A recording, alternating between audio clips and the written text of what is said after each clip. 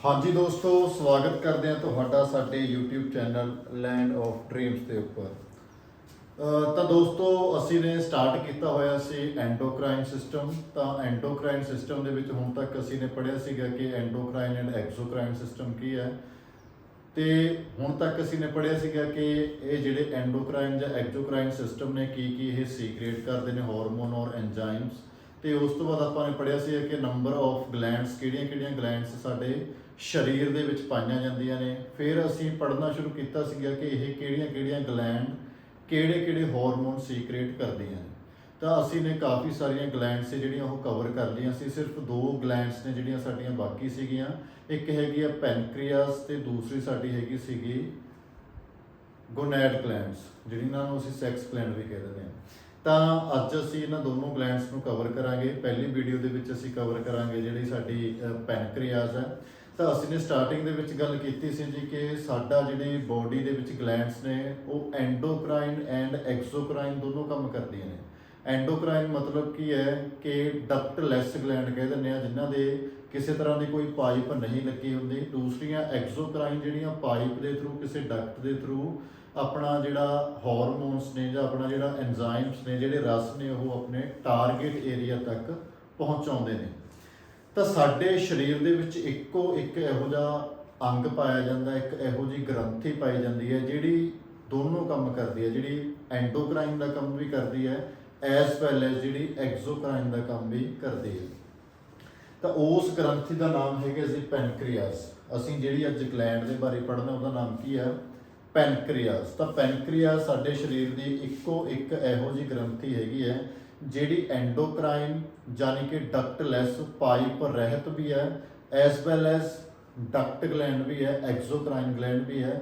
Pipe ਦੇ ਨਾਲ ਵੀ ਆਪਣਾ ਰਸ ਹੈ ਜਿਹੜਾ ਉਹ ਪਹੁੰਚਾਉਂਦੀ ਹੈ ਆਪਣੇ ਟਾਰਗੇਟਡ ਅੰਗ ਦੇ ਤੱਕ। ਹੁਣ ਅਸੀਂ ਥੋੜਾ ਦੇਖਾਂਗੇ ਪੈਨਕ੍ਰੀਆ ਜਾਂ ਜਿਹੜਾ ਇਹਨੂੰ ਅਸੀਂ ਦੋ ਹਿੱਸਿਆਂ ਦੇ ਵਿੱਚ ਪੜਾਂਗੇ। ਇੱਕ ਹਿੱਸੇ ਦੇ ਵਿੱਚ ਅਸੀਂ ਦੇਖਾਂਗੇ ਕਿ ਇਹ ਐਂਡੋਕਰਾਈਨ ਕੰਮ ਕਿਹੜੇ ਕਰਦੀ ਹੈ, ਦੂਸਰੇ ਹਿੱਸੇ ਦੇ ਵਿੱਚ ਅਸੀਂ ਦੇਖਾਂਗੇ ਕਿ ਇਹ ਐਕਸੋਕਰਾਈਨ ਕੰਮ ਕਿਹੜੇ ਕਰਦੀ ਹੈ।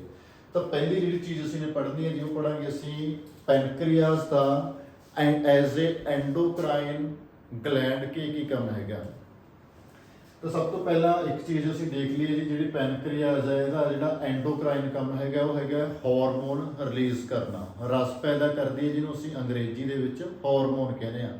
ਹਾਰਮੋਨ ਜਿਹੜਾ ਕਿ ਇੱਕ ਕੈਮੀਕਲ ਮੈਸੇਂਜਰ ਹੈ, ਜਿਹੜਾ ਆਪਣਾ ਰਸਾਇਣਿਕ ਸੁਨੇਹਾ ਜਿਹੜਾ ਉਹ ਆਪਣੇ ਦੂਸਰੇ ਅੰਗਾਂ ਤੱਕ ਪਹੁੰਚਾਉਂਦਾ ਹੈ, ਜਾਂ ਤਾਂ ਉਹਨਾਂ ਨੂੰ ਕੰਟਰੋਲ ਕਰਨ ਦੇ ਲਈ ਤੇ ਜਾਂ ਫਿਰ ਉਹਨਾਂ ਨੂੰ ਕੋਆਰਡੀਨੇਟ ਕਰਨ ਦੇ ਲਈ। ਦੂਸਰਾ ਜੀ, ਜਿਹੜੇ ਪੈਨਕ੍ਰੀਆਸ ਹੈ ਜਦੋਂ ਇਹ ਐਂਡੋਕਰਾਈਨ ਦਾ ਕੰਮ ਕਰਦੀ ਹੈ ਤਾਂ ਬੇਸਿਕਲੀ ਇਹਦੇ ਵਿੱਚ ਚਾਰ ਤਰ੍ਹਾਂ ਦੇ ਸੈੱਲ ਪਾਏ ਜਾਂਦੇ ਨੇ। ਉਹ ਚਾਰੇ ਤਰ੍ਹਾਂ ਦੇ ਸੈੱਲ ਵੱਖੋ ਵੱਖਰੇ ਹਾਰਮੋਨ ਪ੍ਰੋਡਿਊਸ ਕਰਦੇ ਨੇ। ਤਾਂ ਜਿਹੜੀ ਸਾਡੀ ਪੈਨਕ੍ਰੀਆਸ ਹੈਗੀ ਇਹ ਚਾਰ ਤਰ੍ਹਾਂ ਦੇ ਸੈੱਲ ਪਾਏ ਜਾਂਦੇ ਨੇ। ਇਹਨਾਂ ਸੈੱਲਸ ਨੂੰ ਅਸੀਂ ਪੈਨਕ੍ਰੀਆਟਿਕ ਆਈਸਲੈਟ ਵੀ ਕਹਿ ਦਿੰਦੇ ਆ।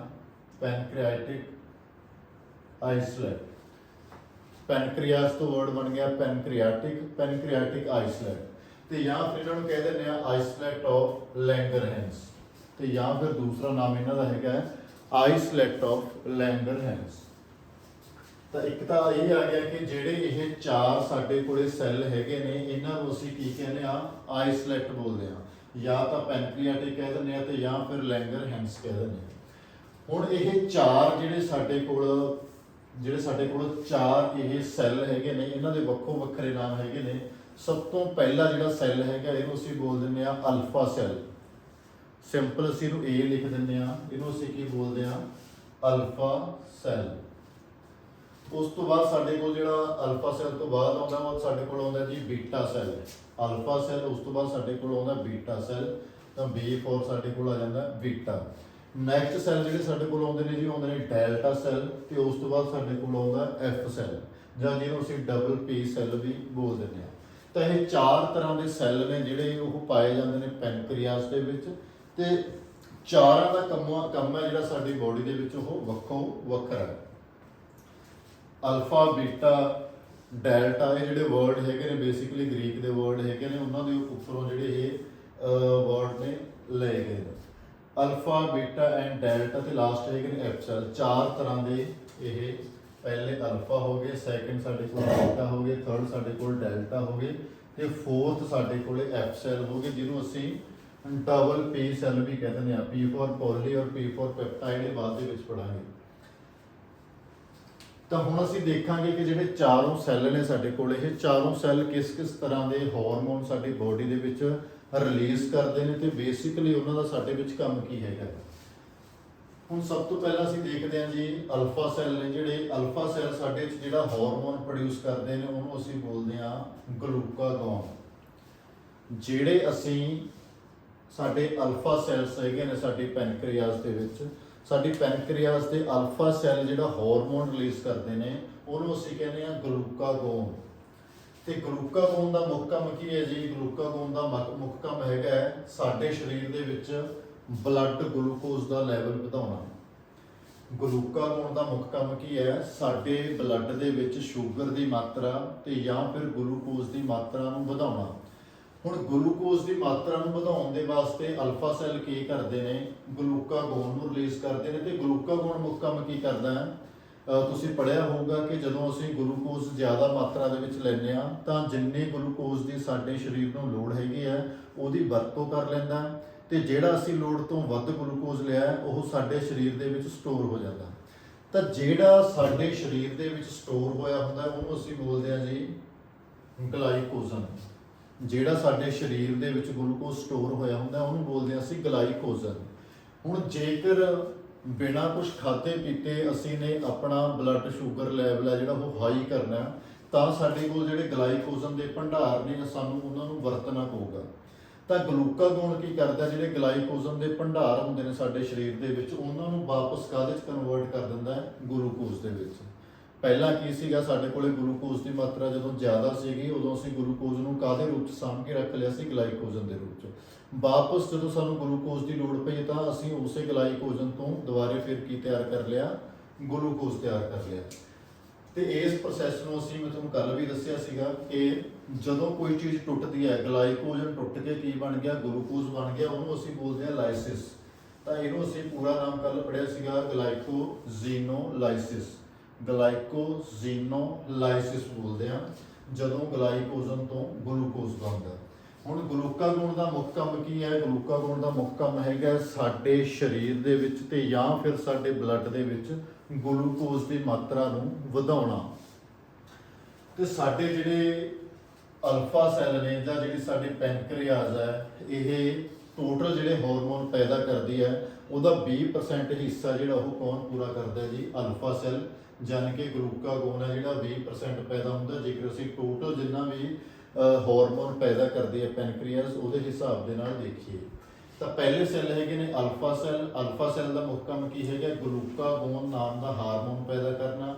ਇਹ ਹਾਰਮੋਨ ਕੀ ਕਰਦਾ ਹੈ? ਗਲਾਈਕੋਜਨ ਦੇ ਭੰਡਾਰਾਂ ਨੂੰ ਤੋੜ ਕੇ ਉਹਨਾਂ ਤੋਂ ਗਲੂਕੋਜ਼ ਤਿਆਰ ਕਰਦਾ ਹੈ। ਜਾਣੀ ਕਿ ਸਾਡੇ ਬਲੱਡ ਦੇ ਵਿੱਚ ਗਲੂਕੋਜ਼ ਦੀ ਮਾਤਰਾ ਜਿਹੜੀ ਉਹ ਕੀ ਕਰਦਾ ਜੀ? ਇਨਕਰੀਜ਼ ਕਰਦਾ। ਉਸ ਤੋਂ ਨੈਕਸਟ ਸਾਡੇ ਕੋਲ ਆ ਜਾਂਦੇ ਨੇ ਜੀ ਬੀਟਾ ਸੈੱਲ। ਬੜੇ ਜ਼ਿਆਦਾ ਜਿਹੜੇ ਇੰਪੋਰਟੈਂਟ ਹੈਗੇ ਨੇ ਇਹ ਬੀਟਾ ਸੈੱਲ ਨੇ, ਜਿਹੜੇ ਬਹੁਤ ਜ਼ਿਆਦਾ ਇੰਪੋਰਟੈਂਟ ਨੇ। ਇਹਨਾਂ ਨੂੰ ਸਿੰਪਲ ਅਸੀਂ ਵੀ ਦੇ ਨਾਲ ਵੀ ਲਿਖ ਦਿੰਦੇ ਹਾਂ। ਜਿਹੜੇ ਬੀਟਾ ਸੈਲਸ ਹੈਗੇ ਨੇ ਸਾਡੇ ਸਰੀਰ ਦੇ ਵਿੱਚ ਇਨਸੂਲਿਨ ਨਾਮ ਦਾ ਹਾਰਮੋਨ ਪੈਦਾ ਕਰਦੇ ਨੇ। ਤਾਂ ਸਾਰਿਆਂ ਨੇ ਮੋਸਟਲੀ ਹਰ ਇੱਕ ਬੰਦੇ ਨੇ ਸੁਣਿਆ ਹੋਊਗਾ ਕਿ ਸਾਡੇ ਅੱਜ ਕੱਲ੍ਹ ਸ਼ੂਗਰ ਦੀ ਬਿਮਾਰੀ ਹੈ ਜਿਹੜੀ ਕਿੰਨੀ ਜ਼ਿਆਦਾ ਹੋ ਰਹੀ ਹੈ ਨਾ। ਸ਼ੂਗਰ ਦੀ ਬਿਮਾਰੀ ਹੈ ਜਿਹੜੀ ਉਹ ਬਹੁਤ ਜ਼ਿਆਦਾ ਵੱਧ ਰਹੀ ਹੈ। ਤਾਂ ਸ਼ੂਗਰ ਨੂੰ ਕੰਟਰੋਲ ਕਰਨ ਵਾਲਾ ਹਾਰਮੋਨ ਕੌਣ ਹੈ? ਸਾਡੇ ਸਰੀਰ ਦੇ ਵਿੱਚ ਇਨਸੂਲਿਨ। ਇਹਨੇ ਕੀ ਕਰਨਾ? ਗਲੂਕੋਜ਼ ਦੀ ਮਾਤਰਾ ਨੂੰ ਵਧਾਉਣਾ ਤੇ ਇਹਨੇ ਵਧੀ ਹੋਈ ਮਾਤਰਾ ਨੂੰ ਕੀ ਕਰਨਾ? ਘੱਟ ਕਰਨਾ। ਹੁਣ ਜੇਕਰ ਤੁਹਾਡੀ ਪੈਨਕ੍ਰੀਆਸ ਇਨਸੂਲਿਨ ਜਿਹੜਾ ਇਹ ਬਣਾਉਣਾ ਬੰਦ ਕਰ ਦੇ, ਇਨਸੂਲਿਨ ਬਣਾਉਣਾ ਜੇ ਉਹਨੇ ਬੰਦ ਕਰਤਾ ਤਾਂ ਇਹ ਗਲੂਕੋਜ਼ ਦੀ ਮਾਤਰਾ ਵਧੀ ਜਾਊਗੀ। ਤੇ ਜੇਕਰ ਮਾਤਰਾ ਵਧ ਰਹੀ ਹੈ ਤਾਂ ਸਾਡੇ ਜਿਹੜੇ ਕੈਮੀਕਲ ਰਿਐਕਸ਼ਨਸ ਨੇ ਉਹ ਸਹੀ ਤਰੀਕੇ ਨਾਲ ਨਹੀਂ ਹੋ ਸਕਣਗੀਆਂ ਤੇ ਬਹੁਤ ਤਰ੍ਹਾਂ ਦੀਆਂ ਬਿਮਾਰੀਆਂ ਲੱਗਣ ਦੇ ਚਾਂਸਸ ਵੱਧ ਜਾਂਦੇ ਨੇ। ਹੁਣ ਇਹਨੂੰ ਰੋਕਣ ਦਾ ਕੰਮ ਕੌਣ ਕਰਦਾ? ਉਹ ਕਰਦੀ ਹੈ ਜੀ ਇਨਸੂਲਿਨ। ਤਾਂ ਇਨਸੂਲਿਨ ਹੈ ਜਿਹੜੀ ਇਹ ਕੀ ਕਰਦੀ ਹੈ? ਜਿਹੜਾ ਸਾਡੇ ਬਲੱਡ ਦੇ ਵਿੱਚ ਗਲੂਕੋਜ਼ ਹੁੰਦਾ ਹੈ ਉਹਨੂੰ ਕਾਹਦੇ 'ਚ ਕਨਵਰਟ ਕਰ ਦਿੰਦੀ ਹੈ? ਗਲਾਈਕੋਜਨ ਦੇ ਵਿੱਚ। ਸਾਡੇ ਸਰੀਰ ਦੇ ਵਿੱਚ ਜਿੰਨਾ ਵੀ ਗਲੂਕੋਜ਼ ਵੱਧ ਮਾਤਰਾ ਦੇ ਵਿੱਚ ਫਿਰਦਾ ਜਿਹਦੀ ਸਾਨੂੰ ਜ਼ਰੂਰਤ ਨਹੀਂ ਹੈਗੀ ਉਹਨੂੰ ਇਹ ਕਾਹਦੇ 'ਚ ਕਨਵਰਟ ਕਰਦੀ ਹੈ? ਗਲਾਈਕੋਜਨ ਦੇ ਵਿੱਚ। ਜਦੋਂ ਅਸੀਂ ਕੋਈ ਨਵੀਂ ਚੀਜ਼ ਤਿਆਰ ਕਰਦੇ ਹਾਂ, ਮੈਂ ਕੱਲ ਦੱਸਿਆ ਸੀ ਉਹਨੂੰ ਅਸੀਂ ਕੀ ਕਹਿੰਦੇ ਹਾਂ? ਜੈਨੇਸਿਸ। ਜਦੋਂ ਅਸੀਂ ਕੋਈ ਨਵੀਂ ਚੀਜ਼ ਤਿਆਰ ਕਰਦੇ ਹਾਂ ਉਹਨੂੰ ਬੋਲਦੇ ਹਾਂ ਜੈਨੇਸਿਸ। ਨਵੀਂ ਚੀਜ਼ ਕੀ ਤਿਆਰ ਕੀਤੀ? ਅਸੀਂ ਗਲਾਈਕੋਜਨ, ਗਲਾਈਕੋਜੈਨੇਸਿਸ। ਯਾਨੀ ਕਿ ਗਲੂਕੋਜ਼ ਤੋਂ ਗਲਾਈਕੋਜਨ ਬਣਾਉਣ ਦੀ ਜਿਹੜੀ ਪ੍ਰਕਿਰਿਆ ਹੈਗੀ ਹੈ ਉਹਨੂੰ ਅਸੀਂ ਕੀ ਕਹਿੰਦੇ ਆ, ਗਲਾਈਕੋਜੈਨੇਸਿਸ। ਤਾਂ ਪਹਿਲਾ ਕੰਮ ਇਨਸੂਲਿਨ ਦਾ ਕੀ ਹੈਗਾ ਜੀ, ਸਾਡੇ ਸਰੀਰ ਦੇ ਵਿੱਚ ਗਲੂਕੋਜ਼, ਜਿਹਨੂੰ ਅਸੀਂ ਸੌਖੀ ਪੰਜਾਬੀ ਦੇ ਵਿੱਚ ਸ਼ੂਗਰ ਕਹਿ ਸਕਦੇ ਹਾਂ, ਸ਼ੂਗਰ ਦੀ ਮਾਤਰਾ ਨੂੰ ਘੱਟ ਕਰਨਾ ਸਾਡੇ ਬਲੱਡ ਦੇ ਵਿੱਚੋਂ। ਕਿਵੇਂ ਘੱਟ ਕਰਦੀ ਹੈ ਜੀ, ਜਿੰਨਾ ਗਲੂਕੋਜ਼ ਹੁੰਦਾ ਹੈ ਉਦੋਂ ਇਹ ਭੰਡਾਰ ਜਿਹੜੇ ਗਲਾਈਕੋਜਨ ਦੇ ਰੂਪ ਦੇ ਵਿੱਚ ਸਟੋਰ ਕਰ ਦਿੰਦੀ ਹੈ, ਤੇ ਗਲਾਈਕੋਜਨ ਡਾਇਰੈਕਟਲੀ ਸਾਡੇ ਬਲੱਡ ਦੇ ਵਿੱਚ ਨਹੀਂ ਯੂਜ਼ ਹੋ ਸਕਦਾ। ਜੇਕਰ ਅਸੀਂ ਉਹਨੂੰ ਯੂਜ਼ ਕਰਨਾ ਤਾਂ ਫਿਰ ਕੀ ਹੋਊਗਾ, ਗਲਾਈਕੋਜਨ ਤੋਂ ਵਾਪਸ ਅਸੀਂ ਕੀ ਬਣਾਵਾਂਗੇ, ਗਲੂਕੋਜ਼ ਬਣਾਵਾਂਗੇ। ਅਗਲੀ ਚੀਜ਼ ਜੀ, ਜੇਕਰ ਸਾਡਾ ਸਰੀਰ ਚਰਬੀ ਤੋਂ એનર્ਜੀ ਬਣਾ ਰਿਹਾ ਤਾਂ ਇਹ ਚਰਬੀ ਨੂੰ ਵੀ ਸਟੋਰ ਕਰਨ ਦਾ ਕੰਮ ਕਰਦਾ ਹੈ, ਤੇ ਉਸ ਪ੍ਰੋਸੈਸ ਨੂੰ ਅਸੀਂ ਕੀ ਕਹਿੰਦੇ ਆ, ਲਿਪੋਜੈਨੇਸਿਸ। ਲਿਪੋ ਦਾ ਮਤਲਬ ਹੁੰਦਾ ਲਿਪਿਡਸ, ਲਿਪਿਡ ਦਾ ਮਤਲਬ ਹੁੰਦਾ ਚਰਬੀ। ਲਿਪੋ ਦਾ ਮਤਲਬ ਲਿਪਿਡ, ਲਿਪਿਡ ਦਾ ਮਤਲਬ ਹੁੰਦਾ ਹੈ ਜੀ ਚਰਬੀ। ਚਰਬੀ ਨੂੰ ਜਦੋਂ ਸਟੋਰ ਕਰਨ ਦਾ ਕੰਮ ਆ ਗਿਆ ਤਾਂ ਸਟੋਰ ਕਰਨ ਵਾਸਤੇ ਅਸੀਂ ਕਿਹੜਾ ਵਰਡ ਯੂਜ਼ ਕਰਦੇ ਹਾਂ, ਜੈਨੇਸਿਸ, ਲਿਪੋਜੈਨੇਸਿਸ। ਤਾਂ ਜਿਵੇਂ ਇਹਨੇ ਗਲੂਕੋਜ਼ ਨੂੰ ਗਲਾਈਕੋਜਨ ਦੇ ਰੂਪ ਵਿੱਚ ਸਾਂਭਤਾ, ਉਵੇਂ ਚਰਬੀ ਨੂੰ ਇਹਨੇ ਲਿਪੋਜੈਨੇਸਿਸ ਪ੍ਰਕਿਰਿਆ ਦੇ ਰਾਹੀਂ ਲਿਪਿਡ ਬਣਾ ਕੇ ਸੰਭਾਲਤਾ। ਇਸੇ ਤਰ੍ਹਾਂ ਪ੍ਰੋਟੀਨ ਹੈ ਜਿਹੜਾ, ਪ੍ਰੋਟੀਨ ਨੂੰ ਵੀ ਸਟੋਰ ਕਰਨ ਦਾ ਕੰਮ ਕੌਣ ਕਰਦਾ, ਇਨਸੂਲਿਨ ਕਰਦਾ। ਹੁਣ ਜੇਕਰ ਸਾਡੀ ਬੋਡੀ ਦੇ ਵਿੱਚ ਇਨਸੂਲਿਨ ਹੈ ਜਿਹੜਾ ਉਹ ਨਹੀਂ ਹੋਊਗਾ, ਤਾਂ ਇਨਸੂਲਿਨ ਜੇ ਨਾ ਹੋਇਆ ਸਾਡੀ ਬੋਡੀ ਦੇ ਵਿੱਚ ਤਾਂ ਪ੍ਰੋਬਲਮ ਕੀ ਆਊਗੀ ਕਿ ਗਲੂਕੋਜ਼ ਦਾ ਲੈਵਲ ਲਗਾਤਾਰ ਵੱਧਦਾ ਜਾਊਗਾ ਤੇ ਸਾਡੇ ਸਰੀਰ ਨੂੰ ਬਹੁਤ ਤਰ੍ਹਾਂ ਦੀਆਂ ਜਿਹੜੀਆਂ ਪ੍ਰੋਬਲਮਸ ਨੇ ਉਹ ਆਉਣੀਆਂ ਸ਼ੁਰੂ ਹੋ ਜਾਣਗੀਆਂ। ਤਾਂ ਇਹ ਇੱਕ ਵਾਰ ਕੁਐਸਚਨ ਆਇਆ ਸੀ, ਮੈਂ ਪਹਿਲਾਂ ਵੀ ਡਿਸਕਸ ਕੀਤਾ ਕਿ ਇਹ ਦੋਨੋਂ ਇੱਕ ਦੂਸਰੇ ਦੇ ਆਪੋਜ਼ਿਟ ਕੰਮ ਕਰਦੇ ਨੇ। ਇਹ ਗਲੂਕੋਜ਼ ਦੇ ਲੈਵਲ ਨੂੰ ਵਧਾਉਂਦਾ ਤੇ ਇਹ ਗਲੂਕੋਜ਼ ਦੇ ਲੈਵਲ ਨੂੰ ਘਟਾਉਂਦਾ। ਦੋਨੇ ਇੱਕ ਦੂਸਰੇ ਦੇ ਆਪੋਜ਼ਿਟ ਕੰਮ ਕਰਦੇ ਨੇ। ਇੱਕ ਵਾਰ ਪੇਪਰ ਦੇ ਵਿੱਚ ਪੁੱਛਿਆ ਗਿਆ ਸੀਗਾ ਕਿ ਵਿਚ ਹਾਰਮੋਨ ਇਜ਼ ਐਂਟਾਗੋਨਿਸਟ ਟੂ ਗਲੂਕਾਗੋਨ, ਕਿ ਕਿਹੜਾ ਹਾਰਮੋਨ ਹੈ ਜਿਹੜਾ ਗਲੂਕਾਗੋਨ ਦੇ ਉਲਟ ਕੰਮ ਕਰਦਾ, ਤਾਂ ਉਹਨਾਂ ਨੇ ਇੱਕ ਟਰਮ ਵਰਤੀ, ਐਂਟਾਗੋਨਿਸਟ ਟਰਮ ਯੂਜ਼ ਕੀਤੀ। ਤਾਂ ਇਹਦੇ ਉਲਟ ਕੰਮ ਕੌਣ ਕਰਦਾ ਜੀ, ਇਨਸੂਲਿਨ। ਤੁਹਾਡੇ ਤੋਂ ਇਹ ਵੀ ਸਵਾਲ ਪੁੱਛਿਆ ਜਾ ਸਕਦਾ ਹੈ ਪੈਨਕ੍ਰੀਆਸ ਦੇ ਬਜਾਏ ਕਿ ਅਲਫਾ ਸੈੱਲ ਕੀ ਪ੍ਰੋਡਿਊਸ ਕਰਦੇ ਨੇ, ਬੀਟਾ ਸੈੱਲ ਕੀ ਪ੍ਰੋਡਿਊਸ ਕਰਦੇ ਨੇ। ਤਾਂ ਅਲਫਾ ਸੈੱਲ ਗਲੂਕਾਗੋਨ ਕਰਦੇ ਨੇ ਤੇ ਇਹ ਇਨਸੂਲਿਨ ਪ੍ਰੋਡਿਊਸ ਕਰਦੇ ਨੇ। ਇਹ ਅਸੀਂ ਅੱਗੇ ਪੜਾਂਗੇ। ਜਿਹੜੀ ਸ਼ੂਗਰ ਹੈ ਉਹ ਵੀ ਦੋ ਤਰ੍ਹਾਂ ਦੀ ਹੁੰਦੀ ਹੈ, ਤੁਸੀਂ ਪੜਿਆ ਹੋਊਗਾ type 1 diabetes and type 2 diabetes. ਉਹ ਅਸੀਂ ਅੱਗੇ ਦੇਖਾਂਗੇ ਕਿ ਟਾਈਪ 1 ਡਾਇਬਟੀਜ਼ ਕੀ ਹੁੰਦੀ ਹੈ ਤੇ ਟਾਈਪ 2 ਡਾਇਬਟੀਜ਼ ਕੀ ਹੁੰਦੀ ਹੈ, ਤੇ ਇਨਸੂਲਿਨ ਹੈ ਜਿਹੜਾ ਉਹਦਾ ਕੀ ਰੋਲ ਹੈਗਾ type 1 diabetes and type 2 diabetes ਦੇ ਵਿੱਚ। ਹੁਣ ਜਿਹੜਾ ਇਹ ਹੈਗੇ ਆ ਜੀ ਇਨਸੂਲਿਨ ਹੈ ਜਿਹੜੀ, ਇਹ ਬਣਦੀ ਹੈ ਟੋਟਲ ਹਾਰਮੋਨ ਦਾ 75% ਹਿੱਸਾ। ਯਾਨੀ ਕਿ ਸਭ ਤੋਂ ਵੱਧ ਸਾਡੇ ਕਿਹੜਾ ਹਾਰਮੋਨ ਜਿਹੜਾ ਪ੍ਰੋਡਿਊਸ ਹੋ ਰਿਹਾ, ਸੀਕ੍ਰੇਟ ਹੋ ਰਿਹਾ ਥਰੂ ਪੈਨਕ੍ਰੀਆਸ, ਉਹ ਹੋ ਰਿਹਾ ਜੀ ਇਨਸੂਲਿਨ 75%। ਉਸ ਤੋਂ ਬਾਅਦ ਸਾਡੇ ਕੋਲ ਆ ਜਾਂਦੇ ਨੇ ਜੀ ਡੈਲਟਾ ਸੈਲਸ। ਤਾਂ ਡੈਲਟਾ ਸੈਲਸ ਨੇ ਜਿਹੜੇ ਉੱਪਰ ਲਿਖਿਆ ਹੋਇਆ 4% ਕੰਟਰੀਬਿਊਟ ਕਰਦੇ ਨੇ ਟੋਟਲ ਹਾਰਮੋਨ ਦਾ। ਡੈਲਟਾ ਸੈਲਸ ਨੇ ਜਿਹੜੇ ਇੱਕ ਬੜਾ ਇੰਪੋਰਟੈਂਟ ਜਿਹੜਾ ਹਾਰਮੋਨ ਰਿਲੀਜ਼ ਕਰਦੇ ਨੇ ਉਹ ਹੈਗਾ ਸੋਮੈਟੋਸਟੈਟਿਨ। ਇਹਦਾ ਨਾਮ ਹੈਗਾ ਸੋਮੈਟੋਸਟੈਟਿਨ। ਇਸ ਨੂੰ ਇੱਕ ਹੋਰ ਨਾਮ ਵੀ ਹੈਗਾ ਇਸ ਦਾ ਜੀ, growth hormone releasing inhibitory hormone. GH means growth hormone releasing inhibitory hormone. ਯਾਨੀ ਕਿ ਕੀ ਕਰਦਾ, ਇਨਹਿਬਿਟ ਦਾ ਮਤਲਬ ਕੀ ਹੁੰਦਾ, ਰੋਕਦਾ। ਹੁਣ ਰੋਕਦਾ ਕਿਹਨੂੰ ਇਹ ਜੀ, ਇਹ ਜਿਹੜੇ ਸਾਡੇ ਇਹ ਤਿੰਨ ਚੀਜ਼ਾਂ ਨੇ, ਅਲਫਾ ਸੈੱਲ ਨੇ ਜਿਹੜੇ ਉਹਨਾਂ ਨੂੰ ਗਲੂਕਾਗੋਨ ਬਣਾਉਣ ਤੋਂ ਰੋਕਦਾ, ਜਿਹੜੇ ਬੀਟਾ ਸੈੱਲ ਨੇ ਉਹਨਾਂ ਨੂੰ ਇਨਸੂਲਿਨ ਬਣਾਉਣ ਤੋਂ ਰੋਕਦਾ, ਤੇ ਇੱਕ ਜਿਹੜਾ ਗਰੋਥ ਹਾਰਮੋਨ ਪ੍ਰੋਡਿਊਸ ਹੁੰਦਾ ਜਿਹੜੀ ਪਿਟਿਊਟਰੀ ਗਲੈਂਡ ਰਿਲੀਜ਼ ਕਰਵਾਉਂਦੀ ਆ, ਤਾਂ ਗਰੋਥ ਹਾਰਮੋਨ ਹੈ ਜਿਹੜਾ ਉਹਨੂੰ ਵੀ ਰਿਲੀਜ਼ ਕਰਨ ਤੋਂ ਰੋਕਦਾ। ਇਹ ਰੋਕਦਾ ਇਸ ਕਰਕੇ ਹੈ ਕਿ ਇਹ ਦੇਖਦਾ ਕਿ ਸਾਡੇ ਸਰੀਰ ਨੂੰ ਕਿੰਨੀ ਜ਼ਰੂਰਤ ਹੈਗੀ ਹੈ, ਕਿ ਜੇ ਉਹਦੀ ਜ਼ਰੂਰਤ ਤੋਂ ਜ਼ਿਆਦਾ ਕੋਈ ਚੀਜ਼ ਪ੍ਰੋਡਿਊਸ ਹੋ ਰਹੀ ਹੈ ਤਾਂ ਫਿਰ ਇਹ ਕੀ ਕਰਦਾ, ਇਹਨਾਂ ਨੂੰ ਸਾਰਿਆਂ ਨੂੰ ਕੰਟਰੋਲ ਕਰਨ ਦਾ ਕੰਮ ਕਰਦਾ। ਸੋਮੈਟੋਸਟੈਟਿਨ 4% ਕੰਟਰੀਬਿਊਟ ਕਰਦਾ ਤੇ ਇਹਦਾ ਮੇਨ ਕੰਮ ਕੀ ਹੈਗਾ, ਇਨਹਿਬਿਟ ਦਾ ਮਤਲਬ ਹੁੰਦਾ ਰੋਕਣਾ, ਤੇ ਸੋਮੈਟੋਸਟੈਟਿਨ ਦਾ ਦੂਸਰਾ ਨਾਮ ਕੀ ਹੈਗਾ, growth hormone releasing inhibitory hormone.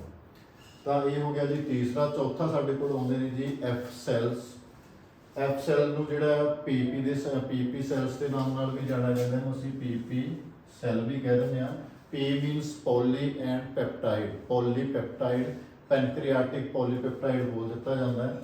ਇਹਦਾ ਜਿਹੜਾ ਕੰਮ ਹੈਗਾ ਉਹ ਹੈਗਾ ਗਲੂਕਾਗੋਨ ਦੀ ਮਾਤਰਾ ਜਿਹੜੀ ਉਹਨੂੰ ਇਨਕਰੀਜ਼ ਕਰਨਾ। ਜਿਹੜੇ ਐਫ ਸੈਲ ਹੈਗੇ ਨੇ ਇਹਨਾਂ ਦਾ ਕੰਮ ਕੀ ਹੈਗਾ, ਗਲੂਕੋਜ਼ ਦੀ ਮਾਤਰਾ ਜਿਹੜੀ ਇਨਕਰੀਜ਼ ਕਰਨੀ। ਕਿਵੇਂ ਇਨਕਰੀਜ਼ ਹੋਊਗੀ, ਜਦੋਂ ਇਹ ਗਲੂਕਾਗੋਨ ਨੂੰ ਵੱਧ ਰਿਲੀਜ਼ ਕਰਵਾਊਗਾ। ਯਾਨੀ ਕਿ ਅਲਫਾ ਸੈੱਲ ਨੇ ਜਿਹੜੇ ਉਹਨਾਂ ਦੀ ਸੀਕ੍ਰੇਸ਼ਨ ਐਬਿਲਿਟੀ ਹੈ ਜਿਹੜੀ ਉਹ ਇਹ ਵਧਾ ਦਿੰਦਾ ਤੇ ਕੰਟਰੀਬਿਊਟ ਕਰਦੇ ਨੇ ਟੋਟਲ 1%। ਤਾਂ ਇਹ ਲਾ ਲਓ 20%, 75, 95, 499 ਤੇ 100, ਟੋਟਲ 100% ਹਾਰਮੋਨ ਜੇਕਰ ਰਿਲੀਜ਼ ਹੋ ਰਹੇ ਨੇ ਤਾਂ ਉਹਦੇ ਚੋਂ 20% ਗਲੂਕਾਗੋਨ ਹੈ, 75% ਇਨਸੂਲਿਨ ਹੈ, 4% ਸਮੈਟੋਸਟੈਟਿਨ ਹੈ ਤੇ 1% ਹੈਗਾ ਸਾਡਾ ਪੋਲੀਪੈਪਟਾਈਡ। ਹੁਣ ਅਸੀਂ ਆਉਂਦੇ ਹਾਂ ਜੀ ਦੂਸਰੀ ਸਾਈਡ। ਇਹ ਤਾਂ ਹੈਗਾ ਸੀ ਇਹਦਾ ਐਂਡੋਕਰਾਈਨ, ਯਾਨੀ ਕਿ ਐਂਡੋਕਰਾਈਨ ਮਤਲਬ ਜਿਹੜੀਆਂ ਚੀਜ਼ਾਂ ਡਾਇਰੈਕਟਲੀ ਬਲੱਡ ਦੇ ਵਿੱਚ ਛੱਡੀਆਂ ਜਾਂਦੀਆਂ ਨੇ ਬਿਨਾਂ ਕਿਸੇ ਪਾਈਪ ਤੋਂ। ਐਂਡੋਕਰਾਈਨ ਦਾ ਮਤਲਬ ਬਿਨਾਂ ਕਿਸੇ ਪਾਈਪ ਤੋਂ ਡਾਇਰੈਕਟਲੀ ਬਲੱਡ ਦੇ ਵਿੱਚ ਛੱਡੀਆਂ ਜਾਂਦੀਆਂ ਨੇ ਤੇ ਛੱਡਿਆ ਕੀ ਜਾਂਦਾ ਹਾਰਮੋਨ।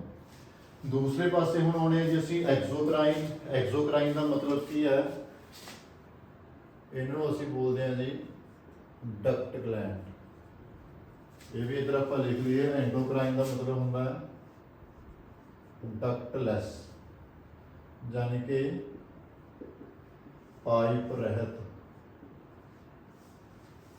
ਇਹਦਾ ਮਤਲਬ ਹੁੰਦਾ ਹੈ ਪਾਈਪ ਵਾਲੇ, ਜਿਹਦੇ ਪਾਈਪ ਕੋਈ ਲੱਗੀ ਹੋਊਗੀ। ਠੀਕ ਹੈ ਜੀ। ਐਕਸੋਕਰਾਈਨ ਹੈ ਜਿਹੜਾ ਸਿਸਟਮ, ਇਹ ਬੇਸਿਕਲੀ ਕੀ ਪ੍ਰੋਡਿਊਸ ਕਰਦਾ ਹੈ, ਐਂਜ਼ਾਈਮਸ। ਬੇਸਿਕਲੀ ਜਿਹੜਾ ਐਕਸੋਕਰਾਈਨ ਸਿਸਟਮ ਹੈ ਸਾਡਾ ਉਹ ਕੀ ਪ੍ਰੋਡਿਊਸ ਕਰਦਾ, ਬੇਸਿਕਲੀ ਜਿਹੜਾ ਸੀ ਪੈਨਕ੍ਰੀਆਟਿਕ ਫੰਕਸ਼ਨ ਹੈਗਾ ਇਹਦਾ ਉਹ ਹੈਗਾ ਐਂਜ਼ਾਈਮਸ ਪ੍ਰੋਡਿਊਸ ਕਰ ਰਹੇ ਨੇ। ਤਾਂ ਥੋੜਾ ਜਿਹਾ ਸੌਖੇ ਤਰੀਕੇ ਨਾਲ ਸਮਝ ਲਈਏ। ਸਭ ਤੋਂ ਪਹਿਲਾਂ ਜਿਹੜਾ ਐਕਸੋਕਰਾਈਨ ਦੇ ਵਿੱਚ ਪੈਨਕ੍ਰੀਆ ਜਿਹੜੀ ਚੀਜ਼ ਪ੍ਰੋਡਿਊਸ ਕਰਦੀ ਹੈ ਉਹ ਅਸੀਂ ਕੀ ਕਹਿੰਦੇ ਆ ਜੀ, ਪੈਨਕ੍ਰੀਆਟਿਕ ਜੂਸ। ਜਿਵੇਂ ਸਾਡੇ ਗੈਸਟ੍ਰਿਕ ਜੂਸ ਹੁੰਦੇ ਨੇ, ਜਦੋਂ ਅਸੀਂ ਡਾਈਜੈਸਟਿਵ ਸਿਸਟਮ ਪੜਾਂਗੇ ਉਸ ਦੇ ਵਿੱਚ ਪੜਾਂਗੇ ਤਾਂ ਦੋ ਸਿਸਟਮ ਇਹ ਤੁਹਾਡੇ ਲਈ ਪੜ੍ਹਨੇ ਬੜੇ ਜ਼ਰੂਰੀ ਨੇ। ਇੱਕ ਤਾਂ ਇਹ ਜਿਹੜਾ ਗਲੈਂਡਸ ਵਾਲਾ ਪੜ੍ਹ ਰਹੇ ਹਾਂ ਅਸੀਂ, ਦੂਸਰਾ ਹੈਗਾ ਡਾਈਜੈਸਟਿਵ ਸਿਸਟਮ, ਕਿਉਂਕਿ ਸਭ ਤੋਂ ਵੱਧ ਟੈਕਨੀਕਲ ਟਰਮਾਂ ਜੇਕਰ ਅਸੀਂ ਫਿਜ਼ੀਓਲੋਜੀ ਪੜ੍ਹਦੇ ਹਾਂ ਇਹਨਾਂ ਦੇ ਵਿੱਚ ਆਉਂਦੀਆਂ ਨੇ। ਤਾਂ ਪੈਨਕ੍ਰੀਆਟਿਕ ਜੂਸ ਨੇ ਜਿਹੜੇ, ਪੈਨਕ੍ਰੀਆ ਜਿਹੜੇ ਜੂਸ ਤਿਆਰ ਕਰਦੀ ਹੈ ਜਿਹਨੂੰ ਅਸੀਂ ਐਂਜ਼ਾਈਮ ਕਹਿ ਦਿੰਦੇ ਹਾਂ। ਤਾਂ ਇਹ ਜਿਹੜੇ ਐਂਜ਼ਾਈਮ ਨੇ ਇਹ ਕਿਹੜੀ ਕਿਹੜੀ ਕੰਪੋਜੀਸ਼ਨ ਕੀ ਹੁੰਦੀ ਹੈ ਇਹਨਾਂ ਦੀ, ਤਾਂ ਇਹਨਾਂ ਦੇ ਵਿੱਚ ਦੋ ਚੀਜ਼ਾਂ ਮੇਨਲੀ ਪਾਈਆਂ ਜਾਂਦੇ ਨੇ। ਇੱਕ ਸੋਲਿਊਟਸ ਹੁੰਦੇ ਨੇ ਤੇ ਦੂਸਰੇ ਕੀ ਹੁੰਦੇ ਨੇ ਸਾਡਾ ਇਹਦੇ ਵਿੱਚ ਵਾਟਰ, ਪਾਣੀ ਹੁੰਦਾ ਦੂਸਰਾ ਸਾਡਾ। ਸੋਲਿਊਟਸ ਨੇ ਜਿਹੜੇ ਉਹ ਆਰਗੈਨਿਕ ਤੇ ਇਨਆਰਗੈਨਿਕ ਹੁੰਦੇ ਨੇ। ਸੋਲਿਊਟਸ ਜਿਹੜੇ ਪਾਏ ਜਾਂਦੇ ਨੇ, ਘੋਲ ਜਿਹੜੇ ਪਾਏ ਜਾਂਦੇ ਨੇ ਉਹ ਇਹਦੇ ਵਿੱਚ ਆਰਗੈਨਿਕ ਤੇ ਇਨਆਰਗੈਨਿਕ ਹੁੰਦੇ ਨੇ। ਆਰਗੈਨਿਕ ਦਾ ਮਤਲਬ ਹੁੰਦਾ ਜਿਹੜੀ ਚੀਜ਼ ਦੇ ਵਿੱਚ ਕਾਰਬਨ ਮੌਜੂਦ ਹੋਵੇ, ਇਨਆਰਗੈਨਿਕ ਦਾ ਮਤਲਬ ਹੁੰਦਾ ਜਿਹਦੇ ਵਿੱਚ ਕਾਰਬਨ ਐਬਸੈਂਟ ਹੋਵੇ, ਗੈਰ ਹਾਜ਼ਰ ਹੋਵੇ। ਤਾਂ ਪਹਿਲਾਂ ਅਸੀਂ ਇਨਆਰਗੈਨਿਕ ਕੰਪੋਨੈਂਟ ਦੇਖ ਲਈਏ। ਇਨਆਰਗੈਨਿਕ ਕੰਪੋਨੈਂਟ ਨੇ ਜਿਹੜੇ ਸਿਰਫ ਤਿੰਨ ਨੇ। ਇੱਕ ਹੈਗਾ ਜੀ ਸੋਡੀਅਮ, ਇੱਕ ਹੈਗਾ ਬਾਈਕਾਰਬੋਨੇਟ, ਇੱਕ ਹੈਗਾ ਕਲੋਰਾਈਡ। ਯਾਨੀ ਕਿ ਇਹ ਇਹਨਾਂ ਸਾਰੀਆਂ ਚੀਜ਼ਾਂ ਨੂੰ ਇਕੱਠੀਆਂ ਕਰਕੇ ਕੀ ਤਿਆਰ ਕਰਦੀ ਹੈ, ਪੈਨਕ੍ਰੀਆਟਿਕ ਜੂਸ ਕਰਦੀ ਹੈ। ਇਹ ਨੀਚੇ ਜਦੋਂ ਉੱਪਰ ਨੂੰ ਜਾਵਾਂਗੇ ਜਾਂ ਉੱਪਰੋਂ ਨੀਚੇ ਜਾਵਾਂਗੇ ਤਾਂ ਤੁਹਾਨੂੰ ਸਮਝ ਆ ਜਾਊਗਾ। ਐਕਸੋਕਰਾਈਨ ਮਤਲਬ ਕੀ ਸੀਗਾ, ਐਂਜ਼ਾਈਮ ਪ੍ਰੋਡਿਊਸ ਕਰਨਾ। ਉਸ ਤੋਂ ਬਾਅਦ ਐਂਜ਼ਾਈਮਸ ਨੇ ਜਿਹੜੇ ਉਹਨਾਂ ਨੂੰ ਅਸੀਂ ਕੀ ਕਹਿ ਦਿੰਦੇ ਹਾਂ, ਪੈਨਕ੍ਰੀਆਟਿਕ ਜੂਸਿਸ। ਪੈਨਕ੍ਰੀਆਟਿਕ ਜੂਸਿਸ ਦੀ ਕੰਪੋਜੀਸ਼ਨ ਕੀ ਹੈ, ਇੱਕ ਤਾਂ ਇਹਨਾਂ ਦੇ ਵਿੱਚ ਸੋਲਿਊਟਸ ਹੁੰਦੇ ਨੇ, ਦੂਸਰਾ ਇਹਨਾਂ ਦੇ ਵਿੱਚ ਵਾਟਰ ਯਾਨੀ ਕਿ ਪਾਣੀ ਹੁੰਦਾ। ਸੋਲਿਊਟਸ ਨੇ ਜਿਹੜੇ ਇਹਨਾਂ ਦੀ ਕੰਪੋਜੀਸ਼ਨ ਕੀ ਹੈ, ਦੋ ਚੀਜ਼ਾਂ ਤੋਂ ਮਿਲ ਕੇ ਬਣਦੀ ਹੈ। ਇੱਕ ਆਰਗੈਨਿਕ ਕੰਪੋਨੈਂਟਸ ਹੁੰਦੇ ਨੇ, ਇੱਕ ਇਨਆਰਗੈਨਿਕ ਕੰਪੋਨੈਂਟਸ ਹੁੰਦੇ ਨੇ। ਆਰਗੈਨਿਕ ਕੰਪੋਨੈਂਟਸ ਉਹ ਹੁੰਦੇ ਨੇ ਜਿਨ੍ਹਾਂ ਦੇ ਵਿੱਚ ਕਾਰਬਨ ਹੁੰਦਾ ਹੈ। ਇਨਆਰਗੈਨਿਕ ਕੰਪੋਨੈਂਟਸ ਹੁੰਦੇ ਨੇ ਜਿਨ੍ਹਾਂ ਦੇ ਵਿੱਚ ਕਾਰਬਨ ਨਹੀਂ ਹੁੰਦਾ। ਇਨਆਰਗੈਨਿਕ ਕੰਪੋਨੈਂਟਸ ਤਿੰਨ ਨੇ, ਸੋਡੀਅਮ, ਬਾਈਕਾਰਬੋਨੇਟ ਐਂਡ ਕਲੋਰਾਈਡ। ਤਾਂ ਹੁਣ ਅਸੀਂ ਦੂਸਰੇ ਸਾਈਡ ਆਉਂਦੇ ਹਾਂ ਜੀ। ਜਿਹੜਾ ਮੇਨ ਸਾਡਾ ਪਰਪਸ ਹੈਗਾ ਪੜ੍ਹਨ ਦਾ ਇਹ ਹੈਗਾ ਸਾਡੇ ਜਿਹੜੇ ਆਰਗੈਨਿਕ ਕੰਪੋਨੈਂਟ ਹੈਗੇ ਨੇ। ਤਾਂ ਆਰਗੈਨਿਕ ਕੰਪੋਨੈਂਟਸ ਦੋ ਨੇ, ਇੱਕ ਐਂਜ਼ਾਈਮਸ ਹੈਗੇ ਨੇ, ਇੱਕ ਹੈਗਾ ਮਿਊਸਿਨ। ਇਹਨਾਂ ਦੇ ਵਿੱਚ ਜਿਹੜਾ ਸਾਡਾ ਪੇਪਰ ਦੇ ਪਰਸਪੈਕਟਿਵ ਤੋਂ ਪੜ੍ਹਨਾ ਜ਼ਰੂਰੀ ਹੈਗਾ ਉਹ ਸਾਡੇ ਜ਼ਰੂਰੀ ਹੈਗੇ ਨੇ ਜੀ ਐਂਜ਼ਾਈਮਸ ਪੜ੍ਹਨੇ। ਜੇ ਤੁਸੀਂ ਉਧਰ ਉਹ ਛੱਡ ਵੀ ਦੋਗੇ ਬਾਕੀ ਸਾਰਾ ਕੁਝ ਇੱਕੋ ਚੀਜ਼ ਸਾਡੇ ਪੜ੍ਹਨ ਵਾਲੀ ਹੈ, ਉਹ ਕੀ ਹੈਗੀ ਹੈ ਜੀ, ਐਂਜ਼ਾਈਮਸ। ਹੁਣ ਜਿਹੜੇ ਸਾਡੇ ਪੈਨਕ੍ਰੀਆਸ ਹੈਗੀ ਆ ਇਹ ਕਿਹੜੇ ਐਂਜ਼ਾਈਮ ਪੈਦਾ ਕਰਦੀ ਹੈ। ਇੱਕ ਤਾਂ ਹੈਗਾ ਪ੍ਰੋਟੀਓਲਾਈਟਿਕ, ਇੱਕ ਹੈਗਾ ਲਿਪੋਲਾਈਟਿਕ, ਇੱਕ ਹੈਗਾ ਐਮਿਲੋਲਾਈਟਿਕ, ਇੱਕ ਹੈਗਾ ਟ੍ਰਾਈਪਸਿਨ ਇਨਹਿਬਿਟਰ। ਚਾਰ ਜਿਹੜੇ ਇਹ ਹਾਰਮੋਨ ਨੇ ਐਂਜ਼ਾਈਮ ਨੇ ਪੈਦਾ ਕਰਦੀ ਹੈ। ਨੰਬਰ 1 ਤੇ ਹੈਗਾ ਜੀ ਪ੍ਰੋਟੀਓਲਾਈਟਿਕ। ਨੰਬਰ 2 ਤੇ ਹੈਗਾ ਜੀ ਲਿਪੋਲਾਈਟਿਕ। ਲਿਪੋ ਦਾ ਮਤਲਬ ਪਹਿਲਾਂ ਦੱਸਿਆ ਸੀਗਾ, ਲਿਪੋ ਦਾ ਮਤਲਬ ਕੀ ਹੁੰਦਾ ਹੈ, ਲਿਪਾਸ, ਲਿਪਿਡਸ ਯਾਨੀ ਕਿ ਚਰਬੀ। ਪ੍ਰੋਟੀਓਲਾਈਟਿਕ ਮਤਲਬ ਪ੍ਰੋਟੀਨ ਦੀ ਗੱਲ ਹੋ ਰਹੀ ਹੈ, ਲਿਪੋ ਮਤਲਬ ਲਿਪਿਡ ਚਰਬੀ ਦੀ ਗੱਲ ਹੋ ਰਹੀ ਹੈ। ਐਮਿਲੋਲਾਈਟਿਕ ਇੱਥੇ ਕਾਰਬੋਹਾਈਡਰੇਟ ਦੀ ਗੱਲ ਹੋ ਰਹੀ ਹੈ। ਟ੍ਰਾਈਪਸਿਨ ਇਨਹਿਬਿਟਰ ਇਹਦਾ ਕੀ ਕੰਮ ਹੈ ਫਿਰ ਦੇਖਾਂਗੇ। ਇੱਕ ਨੰਬਰ ਤੇ ਪ੍ਰੋਟੀਓਲਾਈਟਿਕ 2 ਨੰਬਰ ਤੇ ਲਿਪੋਲਾਈਟਿਕ, 3 ਨੰਬਰ ਤੇ ਐਮੀਲੋਲਾਈਟਿਕ ਤੇ 4 ਨੰਬਰ ਤੇ ਹੈਗਾ ਜੀ ਟ੍ਰਿਪਸਿਨ ਇਨਹਿਬਿਟਰ। ਤਾਂ 4 ਐਂਜ਼ਾਈਮ ਨੇ ਜਿਹੜੇ ਉਹ ਪੈਦਾ ਕੀਤੇ ਜਾਂਦੇ ਨੇ ਜੀ ਕਿਹਦੇ ਦੁਆਰਾ? ਪੈਨਕ੍ਰੀਆਸ ਦੇ ਦੁਆਰਾ। ਕਿਹੜੀ ਪੈਨਕ੍ਰੀਆਸ ਦੇ ਦੁਆਰਾ? ਐਕਸੋਕਰਾਈਨ ਪੈਨਕ੍ਰੀਆਸ ਦੇ ਦੁਆਰਾ। ਹੁਣ ਜਿਹੜਾ ਪ੍ਰੋਟੀਓਲਾਈਟਿਕ ਐਂਜ਼ਾਈਮ ਹੈਗਾ ਦੇ ਵਿੱਚ ਬੇਸਿਕਲੀ ਅੱਗੇ ਜਾ ਕੇ ਐਂਜ਼ਾਈਮ ਆਉਂਦੇ ਨੇ ਜਿਹੜੇ ਮੋਸਟ ਇੰਪੋਰਟੈਂਟ ਹੈਗੇ ਨੇ। 3 ਐਂਜ਼ਾਈਮ ਹੈਗੇ ਨੇ। ਪਹਿਲਾ ਹੈਗਾ ਜੀ ਟ੍ਰਿਪਸਿਨ, ਦੂਸਰਾ ਹੈਗਾ ਕਾਈਮੋਟ੍ਰਿਪਸਿਨ, ਤੀਸਰਾ ਹੈਗਾ ਕਾਰਬੋਕਸੀ ਪੋਲੀਪੈਪਟਾਈਡ। 3 ਐਂਜ਼ਾਈਮ ਹੈਗੇ ਨੇ ਇੰਪੋਰਟੈਂਟ ਜਿਹੜੇ ਪ੍ਰੋਟੀਓਲਾਈਟਿਕ ਐਂਜ਼ਾਈਮ ਨੇ। ਪਹਿਲਾ ਹੈਗਾ ਟ੍ਰਿਪਸਿਨ। ਜੇ ਤੁਹਾਨੂੰ ਪੇਪਰ ਦੇ ਵਿੱਚ ਪੁੱਛਿਆ ਜਾਂਦਾ ਟ੍ਰਿਪਸਿਨ ਹੈ ਜਿਹੜਾ ਉਹ ਕੌਣ ਸੀਕ੍ਰੇਟ ਕਰਦਾ, ਤਾਂ ਟ੍ਰਿਪਸਿਨ ਜਿਹੜਾ ਕਿੱਥੋਂ ਸੀਕ੍ਰੇਟ ਹੁੰਦਾ? ਇਹ ਸੀਕ੍ਰੇਟ ਹੁੰਦਾ ਜੀ ਸਾਡੀ ਪੈਨਕ੍ਰੀਆਸ ਤੋਂ। ਕਾਈਮੋਟ੍ਰਿਪਸਿਨ ਇਹ ਵੀ ਉੱਥੋਂ ਹੀ ਹੁੰਦਾ ਹੈ। ਕਾਰਬੋਕਸੀ ਪੋਲੀਪੈਪਟਾਈਡ ਇਹ ਵੀ ਪੈਨਕ੍ਰੀਆਸ ਦੇ ਵਿੱਚੋਂ ਜਿਹੜਾ ਰਿਲੀਜ਼ ਹੁੰਦਾ ਹੈ। ਹੁਣ ਪਹਿਲਾਂ ਮੈਂ ਦੱਸਿਆ ਕਿ ਇਹ ਤਿੰਨੋਂ ਐਂਜ਼ਾਈਮ ਨੇ ਜਿਹੜੇ ਇਹ ਕੀ ਨੇ? ਪ੍ਰੋਟੀਓਲਾਈਟਿਕ। ਮਤਲਬ ਇਹਨਾਂ ਦਾ ਸੰਬੰਧ ਕਿਹਦੇ ਨਾਲ ਆ? ਪ੍ਰੋਟੀਨ ਦੇ ਨਾਲ ਇਹਨਾਂ ਦਾ ਸੰਬੰਧ। ਇੱਥੋਂ ਥੋੜਾ ਜਿਹਾ ਤੁਸੀਂ ਆਈਡੀਆ ਲਾ ਸਕਦੇ ਹੋ। ਇਹ ਪ੍ਰੋਟੀਓਲਾਈਟਿਕ ਮਤਲਬ ਇਹਨਾਂ ਦਾ ਸੰਬੰਧ ਕਿਹਦੇ ਨਾਲ ਹੈ? ਪ੍ਰੋਟੀਨ ਦੇ ਨਾਲ। ਤਾਂ ਇਹ ਕੀ ਕਰਦੇ ਨੇ? ਤਿੰਨੋਂ ਹਾਰਮੋਨ ਮਿਲ ਕੇ ਅਲੱਗ-ਅਲੱਗ ਕੰਮ ਕਰਦੇ ਨੇ। ਪਹਿਲਾਂ ਤਾਂ ਇਹ ਪ੍ਰੋਟੀਨ ਨੂੰ ਪੈਪਟਾਈਡ ਦੇ ਵਿੱਚ ਕਨਵਰਟ ਕਰਦੇ ਨੇ। ਪ੍ਰੋਟੀਨ ਨੂੰ ਯਾਨੀ ਕਿ ਉਹਦੇ ਛੋਟੇ ਭਾਗ ਦੇ ਵਿੱਚ ਡਿਵਾਈਡ ਕਰਦੇ ਨੇ ਜਿਹਨੂੰ ਅਸੀਂ ਪੈਪਟਾਈਡ ਕਹਿੰਦੇ ਆ। ਫਿਰ ਇਹ ਪੈਪਟਾਈਡ ਨੂੰ ਅਮੀਨੋ ਐਸਿਡ ਦੇ ਵਿੱਚ ਯੂਜ਼ ਕਰਦੇ ਨੇ ਜਿਹਨੂੰ ਅਸੀਂ ਐਸੈਂਸ਼ੀਅਲ ਅਮੀਨੋ ਐਸਿਡ ਕਹਿ ਦਿੰਦੇ ਆ, ਜਿਨ੍ਹਾਂ ਦੀ ਸਾਡੇ ਸਰੀਰ ਨੂੰ ਜ਼ਰੂਰਤ ਹੁੰਦੀ ਹੈ। ਤਾਂ ਇਹ ਤਿੰਨੋਂ ਜਿਹੜੇ ਐਂਜ਼ਾਈਮ ਨੇ ਇਹਨਾਂ ਦਾ ਕੰਮ ਕੀ ਹੈਗਾ ਜੀ? ਪ੍ਰੋਟੀਓਲਾਈਟਿਕ ਐਂਜ਼ਾਈਮ ਹੈਗੇ ਨੇ। ਇੱਕ ਦਾ ਨਾਮ ਟ੍ਰਿਪਸਿਨ ਹੈ, ਇੱਕ ਦਾ ਕਾਈਮੋਟ੍ਰਿਪਸਿਨ ਹੈ, ਇੱਕ ਦਾ ਹੈਗਾ ਕਾਰਬੋਕਸੀ ਪੋਲੀਪੈਪਟਾਈਡ।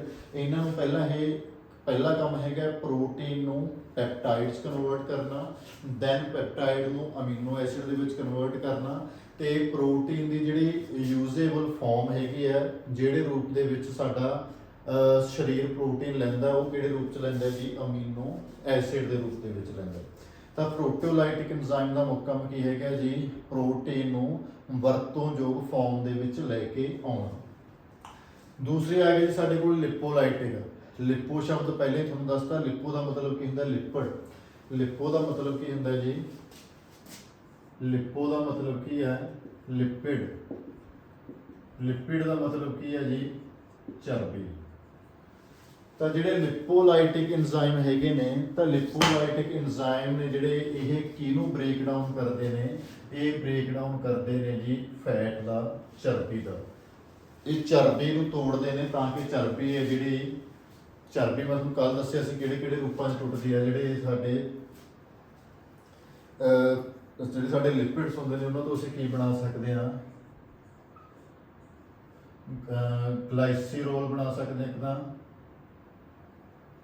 ਜਿਹਨੂੰ ਗਲਿਸਰੋਲ ਵੀ ਕਹਿ ਦਿੰਦੇ ਆ, ਤੇ ਪਲੱਸ 3FFA ਜਿਹਨੂੰ ਅਸੀਂ ਫ੍ਰੀ ਫੈਟੀ ਐਸਿਡ ਕਹਿੰਦੇ ਆ।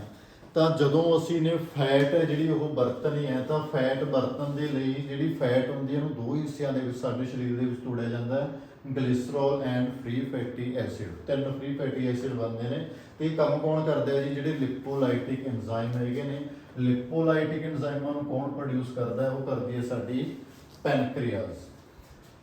ਤਾਂ ਲਿਪੋਲਾਈਟਿਕ ਜਿੰਨਾ ਜਿਹੜਾ ਕੋਈ ਕੋਲੈਸਟਰੋਲ ਹੈਗਾ ਸਾਡੇ ਸਰੀਰ ਦੇ ਵਿੱਚ, ਜਾਂ ਫੈਟ ਹੈਗੀ ਹੈ, ਜਾਂ ਚਰਬੀ ਹੈਗੀ ਹੈ, ਉਹਨੂੰ ਤੋੜਨ ਦਾ ਕੰਮ ਕੌਣ ਕਰਦਾ ਹੈ? ਸਰੀਰ ਦੇ ਵਿੱਚ ਵਰਤੋਂਯੋਗ ਰੂਪ ਦੇ ਵਿੱਚ ਉਹਨੂੰ ਕੌਣ ਲੈ ਕੇ ਆਉਂਦਾ ਹੈ? ਲਿਪੋਲਾਈਟਿਕ। ਪਹਿਲਾ ਪ੍ਰੋਟੀਓਲਾਈਟਿਕ ਮਤਲਬ ਪ੍ਰੋਟੀਨ ਦੇ ਨਾਲ ਸੰਬੰਧਿਤ ਸੀ। ਦੂਸਰਾ ਲਿਪੋਲਾਈਟਿਕ ਲਿਪਿਡ ਦੇ ਨਾਲ ਸੰਬੰਧਿਤ ਹੈ। ਲਿਪਿਡ ਦਾ ਮਤਲਬ ਕੀ ਹੈਗਾ? ਚਰਬੀ। ਤੀਜਾ ਆ ਗਿਆ ਜੀ ਐਮੀਲੋਲਾਈਟਿਕ। ਐਮੀਲੋਲਾਈਟਿਕ ਦਾ ਮਤਲਬ ਹੈਗਾ ਕਾਰਬੋਹਾਈਡਰੇਟ ਦੇ ਨਾਲ ਸੰਬੰਧਿਤ, ਯਾਨੀ ਕਿ ਸਾਡੇ ਸਰੀਰ ਦੇ ਵਿੱਚ ਜਿਹੜੀ ਸਟਾਰਚ ਹੈ ਤੇ ਜਾਂ ਫਿਰ ਗਲਾਈਕੋਜਨ ਹੈ ਉਹਨੂੰ ਯੂਜ਼ੇਬਲ ਫਾਰਮ ਦੇ ਵਿੱਚ ਲੈ ਕੇ ਆਉਣ ਦਾ ਕੰਮ ਕਰਦਾ ਹੈ। ਇਹ ਉਹਨੂੰ ਡਾਈ ਜਾਂ ਟ੍ਰਾਈਸੈਕੇਰਾਈਡ ਦੇ ਵਿੱਚ ਕਨਵਰਟ ਕਰ ਦਿੰਦਾ ਹੈ।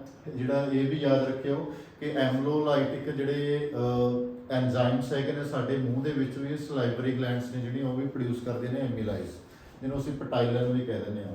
ਤੇ ਐਮੀਲਾਈਜ਼ ਹੈ ਜਿਹੜਾ ਦੂਸਰਾ ਜਿਹੜਾ ਕਾਰਬੋਹਾਈਡਰੇਟ ਨੂੰ ਬ੍ਰੇਕ ਡਾਊਨ ਕਰਦਾ ਹੈ, ਮੈਟਾਬੋਲਾਈਜ਼ ਕਰਦਾ। ਹੋਰ ਕਿੱਥੇ ਪੈਦਾ ਹੁੰਦਾ? ਸਾਡੀ ਪੈਨਕ੍ਰੀਆਸ ਦੇ ਵਿੱਚ ਪੈਦਾ ਹੁੰਦਾ। ਲਾਸਟ ਸਾਡੇ ਕੋਲ ਹੈਗਾ ਜੀ ਟ੍ਰਿਪਸਿਨ ਇਨਹਿਬਿਟਰ। ਇਨਹਿਬਿਟਰ ਦਾ ਮਤਲਬ ਮੈਂ ਤੁਹਾਨੂੰ ਪਹਿਲਾਂ ਦੱਸਿਆ ਰੋਕਣਾ। ਇੱਕ ਇਹੋ ਜਿਹਾ ਐਂਜ਼ਾਈਮ ਹੈ ਜਿਹੜਾ ਕਿਹਨੂੰ ਰੋਕਦਾ? ਟ੍ਰਿਪਸਿਨ ਨੂੰ ਬਣਨ ਤੋਂ ਰੋਕਦਾ।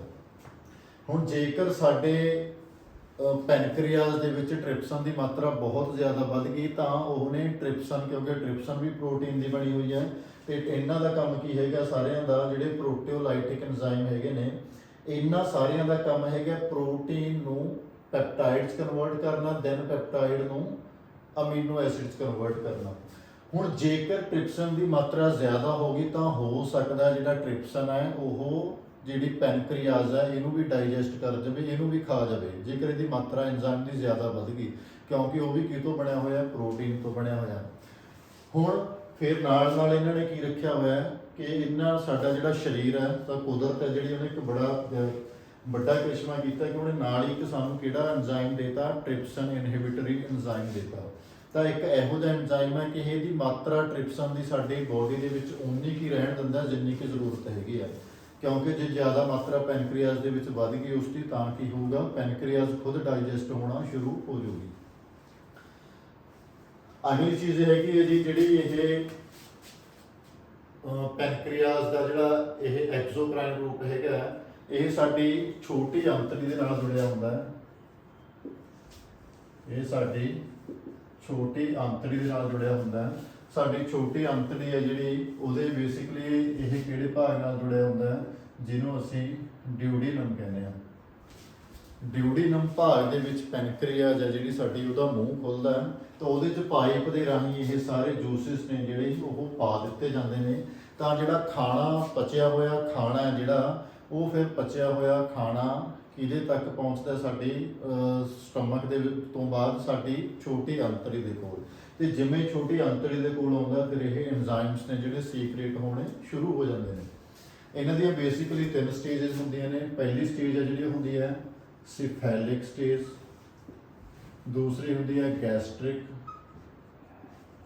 ਤੀਸਰੀ ਸਟੇਜ ਹੁੰਦੀ ਹੈ ਜੀ ਇੰਟੈਸਟਾਈਨਲ।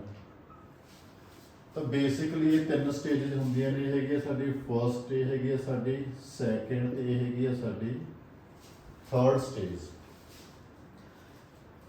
ਤਾਂ ਜਿਹੜੇ ਇਹ ਐਂਜ਼ਾਈਮਸ ਰਿਲੀਜ਼ ਹੁੰਦੇ ਨੇ, ਸਭ ਤੋਂ ਪਹਿਲਾਂ ਜਦੋਂ ਅਸੀਂ ਖਾਣਾ ਸ਼ੁਰੂ ਕਰਦੇ ਹਾਂ, ਸਾਡੇ ਸਟਮਕ ਤੱਕ ਜਾਂਦੇ ਜਾਂਦੇ, ਸਫੈਲਿਕ ਦਾ ਮਤਲਬ ਕੀ ਹੁੰਦਾ, ਸਾਡਾ ਸਿਰ, ਯਾਨੀ ਕਿ ਬ੍ਰੇਨ ਤੋਂ ਮੈਸੇਜ ਆਉਣਾ ਸ਼ੁਰੂ ਹੋ ਗਿਆ, ਜਿਵੇਂ ਤੁਸੀਂ ਖਾਣਾ ਮੂੰਹ ਦੇ ਵਿੱਚ ਪਾਉਣਾ ਸ਼ੁਰੂ ਕਰਦੇ ਹੋ।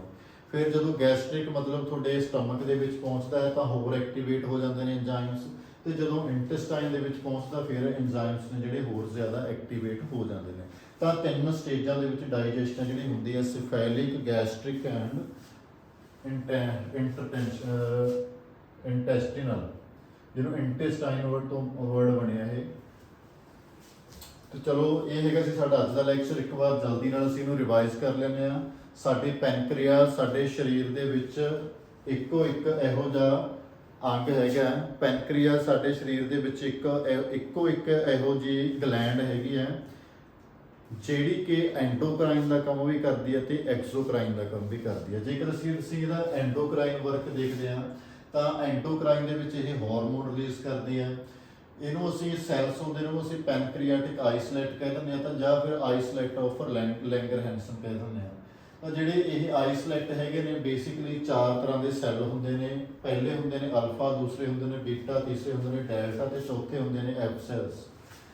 ਜਿਹੜੇ ਅਲਫਾ ਸੈੱਲ ਨੇ ਇਹ 20% ਗਲੂਕਾਗੋਨ ਸੀਕ੍ਰੀਟ ਕਰਦੇ ਨੇ। ਗਲੂਕਾਗੋਨ ਸਾਡੇ ਸਰੀਰ ਦੇ ਵਿੱਚ ਬਲੱਡ ਸ਼ੂਗਰ ਹੈ ਜਿਹੜੀ ਉਹਦਾ ਲੈਵਲ ਵਧਾਉਂਦਾ ਹੈ।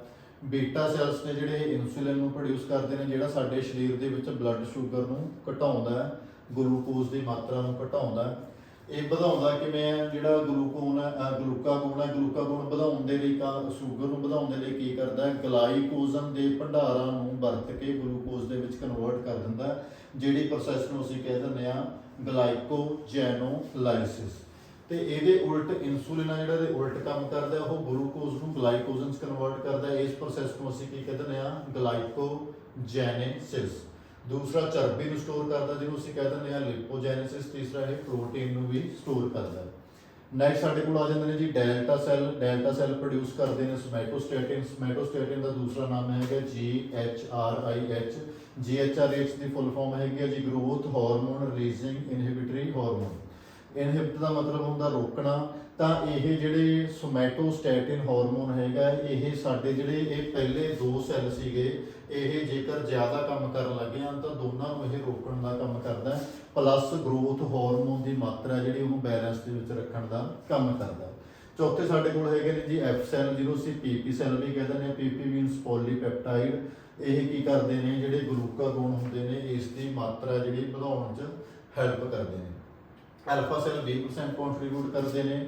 ਬੀਟਾ ਸੈੱਲ ਯਾਨੀ ਕਿ ਇਨਸੂਲਿਨ 75%, ਡੈਲਟਾ ਸੈੱਲ 4% ਐਂਡ ਜਿਹੜੇ ਐਫ ਸੈੱਲ ਜਾਂ ਪੀਪੀ ਸੈੱਲ ਹੈਗੇ ਨੇ ਇਹ 1%। ਦੂਸਰੇ ਪਾਸੇ ਸਾਡੇ ਕੋਲ ਐਕਸੋਕਰਾਈਨ ਆ ਗਿਆ ਜੀ। ਐਕਸੋਕਰਾਈਨ ਦਾ ਮਤਲਬ ਕੀ ਹੁੰਦਾ ਕਿ ਐਂਜ਼ਾਈਮ ਪ੍ਰੋਡਿਊਸ ਕਰਦੀ ਹੈ। ਇਹ ਡਕਟ ਗਲੈਂਡਸ ਹੁੰਦੀਆਂ ਨੇ, ਪੈਨਕ੍ਰੀਆਟਿਕ ਜੂਸਿਸ ਆਉਂਦੇ ਨੇ, ਸੋਲਿਊਟਸ ਆ ਜਾਂਦੇ ਨੇ, ਵਾਟਰ ਆ ਜਾਂਦਾ ਹੈ।